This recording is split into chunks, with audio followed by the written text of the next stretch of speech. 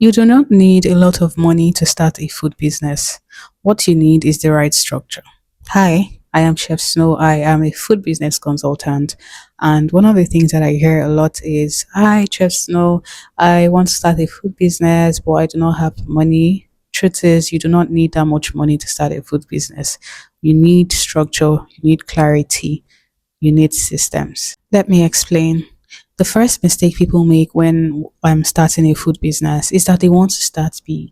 They want a full menu, the perfect packaging, all of that. It's not bad to have vision. You need vision for your brand if it's going somewhere. But to start, you do not necessarily need all of that.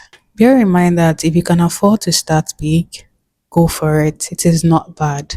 But if you're looking to start small, if you cannot afford a large capital, the goal is not to look big or to start big. The goal is to start smart. I remember back then in 2023, 2024, I can't really remember. I wanted to start a business, but I was so obsessed with the type of packaging that I wanted.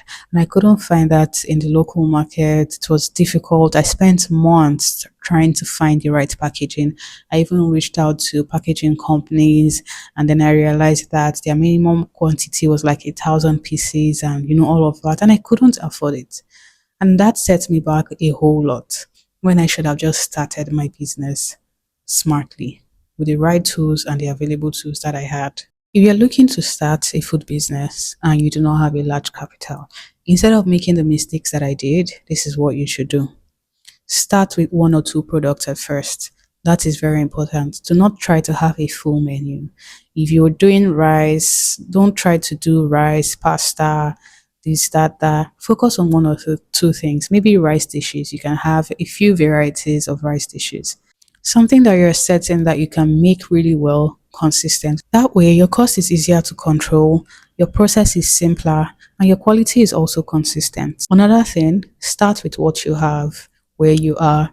Do not try to set up a full commercial kitchen. Start with the little things that you have in your home kitchen, the little work tools that you have. Start with those. That way, you're keeping your overhead expenses low.